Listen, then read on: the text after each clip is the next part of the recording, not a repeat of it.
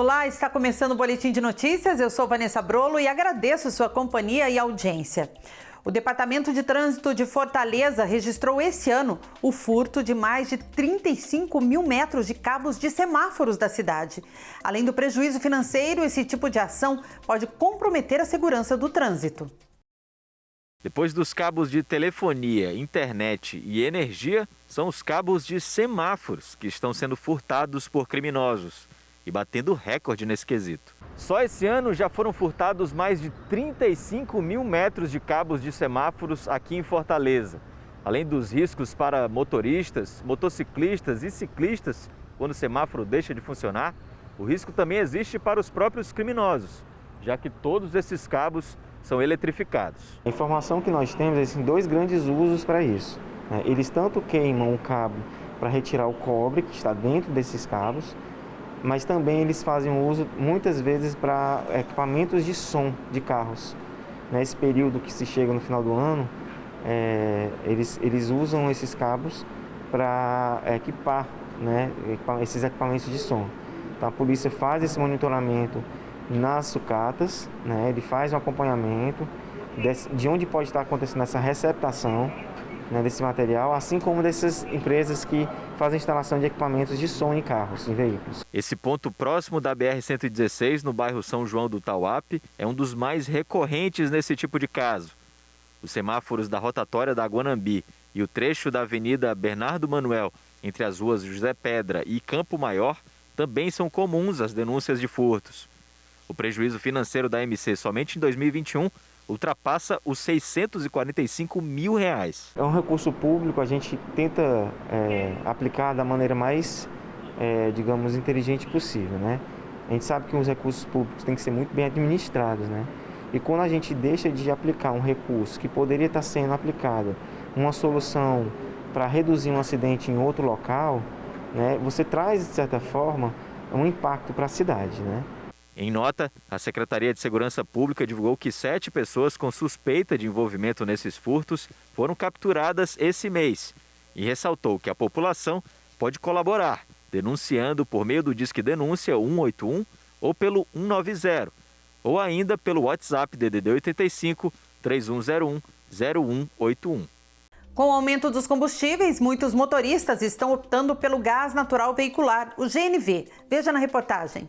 Roberto trabalha há 5 anos como motorista de aplicativos e mesmo perdendo espaço no porta-malas, resolveu instalar o kit gás.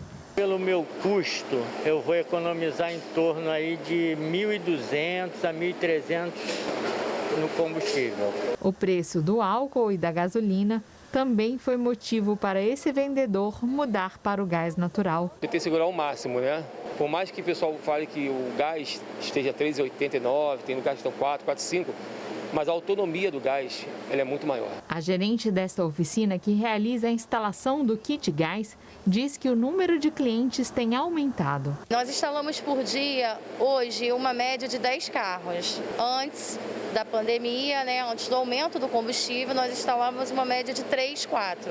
No primeiro semestre deste ano, a procura pela instalação do kit GNV subiu 64% em relação ao ano passado. No Rio, esse aumento chegou a 70%. Os dados são da Federação das Indústrias do Estado. O preço da gasolina ele vem subindo historicamente, vai subir por conta do que a gente tem acompanhado ao longo do dólar que está aumentando, o barril do petróleo que está aumentando. Então você tem uma gasolina mais cara, você tem um GNV mais atrativo, primeiro pela competitividade do gás, porque ele acaba rendendo mais do que a gasolina e o álcool, faz com que você aumente o número de instalações de gás natural veicular para dentro dos seus veículos. A Covid-19 ainda é uma preocupação em boa parte do mundo. Essa semana, a Grécia bateu recorde de infecções por Covid-19 e os hospitais do país começam a ficar saturados. A Grécia registrou 8.613 novos casos de coronavírus em 24 horas nesta terça-feira. Foi um recorde desde que a pandemia estourou no país em fevereiro do ano passado. Os hospitais estão novamente ficando saturados. Desde o final de outubro, o número de infecções não parou de aumentar. Segundo números oficiais, morreram 45 pessoas nesta terça-feira e 65 na última segunda. A região mais afetada do país é o norte, onde há menos vacinados.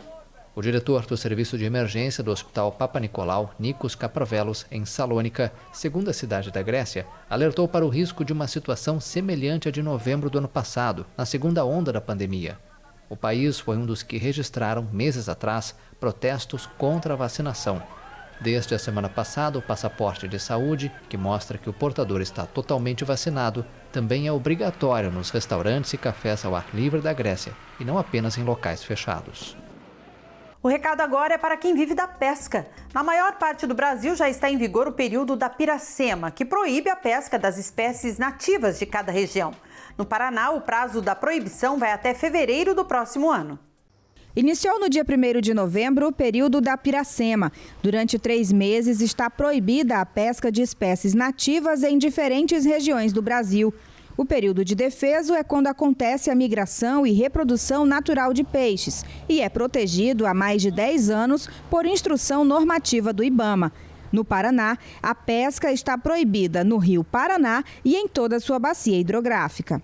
A Piracema vai até 28 de fevereiro de 2022. Isso significa que até lá está proibida a pesca de espécies nativas do Paraná, como bagre, dourado, jaú, lambari, mandi amarelo e prata e também piracanjuba. Quem for flagrado descumprindo a determinação estará cometendo crime ambiental e será penalizado por isso. As penalidades são principalmente criminais, no caso uma detenção de 1 a 3 anos, além de uma multa administrativa e a possibilidade ainda da apreensão de todos os bens utilizados para a pesca. Até o fim da Piracema estão proibidos também torneios, campeonatos e competições que envolvam pesca no Rio Paraná e seus afluentes. Neste período, as ações de fiscalização serão reforçadas. A Polícia Ambiental já vinha intensificando a fiscalização no final aí do período que a pesca era liberada e agora, nesse período de Piracema, teremos operações específicas para coibir qualquer ato aí que atente quanto à pesca nesse período. 3 crianças que fazem parte de projetos comunitários no Rio de Janeiro foram selecionadas para estudar na filial catarinense da renomada Escola Russa de Balé, o Bolshoi. São 2 meninas e um menino que ganharam bolsa integral de estudo. Pequenos passos de dança, ensaiados dentro de casa em projetos comunitários, podem levar para longe, muito longe. 3 crianças de comunidades do Rio de Janeiro são a prova disso. Elas chegaram a uma das principais companhias de balé clássico do mundo. A Escola de Teatro Bolshoi do Brasil, com sede na cidade de Joinville, em Santa Catarina, é a única filial no mundo do famoso Teatro Bolshoi da Rússia. Para muitos jovens bailarinos, uma tour virtual como essa é o mais próximo que eles podem chegar dessa escola. Mas o Pedro e a Ana Luísa, moradores da Cidade de Deus, e a Jennifer, do Complexo do Alemão, acabaram de ser selecionados entre mais de 100 candidatos e vão ganhar bolsas integrais para estudarem no Bolshoi. Dedicação de gente grande foi o que eles tiveram para chegar aí. Eu tinha 1h30 de aula e em casa, quando eu sentia um pouco de dificuldade em algumas coisas, eu ensaiava, sempre ensaiando em casa para poder me aperfeiçoar mais a minha técnica. Os desafios e responsabilidades, a partir de agora, são ainda maiores. A gente quer fazer uma rotina com eles nas férias, eles visitarem outras academias, estarem passando nos projetos sociais que a gente conseguir, justamente para isso, para passar tudo aquele legado que eles estão aprendendo no Bolshoi para outras crianças. Mas tudo isso vale a pena por um motivo. Eu fico muito feliz por poder dar essa oportunidade ao meu filho e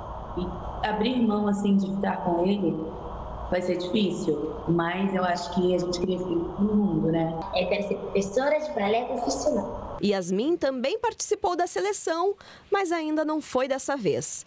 Mas ela é determinada. Sim, isso me inspira muito.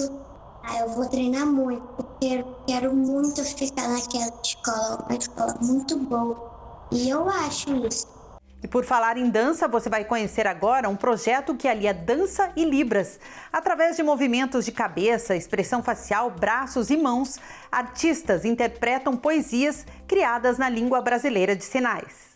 A dança permite que o corpo tenha voz, mesmo sem necessariamente emitir algum som. E nisso, ela guarda semelhanças com a língua brasileira de sinais. No curta-metragem Teus Sinais, a proposta é justamente reunir as duas, acrescentando uma pitada de poesia. Tudo para mostrar como a arte revela inúmeras possibilidades de comunicação. A gente pode mostrar essas acessibilidades, mostrar que existem pessoas diferentes, que existem formas diferentes de comunicação, que a língua de sinais, a língua brasileira de sinais está aí, a gente está utilizando e dá para fazer inúmeras possibilidades, inclusive na arte. Pessoas surdas e intérpretes de Libras se reúnem na execução dos movimentos, que além da beleza, também convidam ao aprendizado. Dessa forma, quem assiste pode ampliar os conhecimentos sobre a comunidade surda e perceber como isso pode gerar proximidade. Lá você vai ver vários sinais, vai ver repetições de sinais que você possivelmente vai poder guardar na memória. Da próxima vez que você encontrar com um surdo, você vai saber se eu quero, se eu não quero. Você vai ter esses sinais em específico, Libras, você vai ver muito sinal da Libras, o sinal é o seu nome em Libras, você vai ter muito essa percepção no vídeo. Então, além de você assistir o vídeo, vai aprender ainda com o vídeo e vai poder reproduzir isso com outras pessoas. Duas pulseiras que pertenceram a Maria Antonieta, rainha da França do século XVIII, foram vendidas por mais de 8 milhões de dólares esta semana, em um leilão da Christie's, em Genebra. O leilão de duas pulseiras que pertenceram à rainha da França do século XVIII, Maria Antonieta, arrecadou mais de 8 milhões de dólares, quase 44 milhões de reais, nesta terça-feira. As joias, com 112 diamantes, foram vendidas após 5 minutos de leilão na Christie's, em Genebra, por um valor que quase duplicou a estimativa inicial. Você viu como foi, havia vários lances, clientes na sala, outros por telefone. A estimativa era de 2 a 4 milhões, e a primeira oferta foi de 5 milhões de francos. Foi assim que os colecionadores ficaram animados em tentar adquirir um pedaço real da história que permaneceu na mesma família por 200 anos. No final, as pulseiras chegaram a 8 milhões de dólares, realmente um preço surpreendente para uma joia formidável. Antes de tentar fugir da França com o marido Luís XVI e os filhos em plena Revolução Francesa, Maria Antonieta mandou suas joias para Bruxelas. Da capital belga, elas foram enviadas para parentes na Áustria, seu país de origem. A monarca morreu guilhotinada em 1793. O Boletim de Notícias está terminando, mas você continua com a nossa programação. Até a próxima!